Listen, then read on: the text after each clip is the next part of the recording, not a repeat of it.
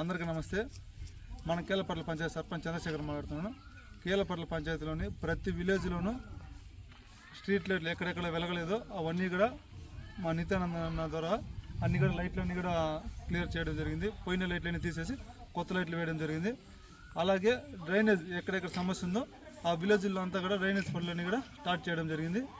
అలాగే tank over tank అన్నీ కూడా పంచాయతీలు ఎక్కడెక్కడ ఓవర్ ట్యాంకులు ఉన్నాయి అవన్నీ కూడా క్లీన్ చేయించి పారిశుద్ధ్యం అనేది నీట్గా పెట్టడం జరిగింది.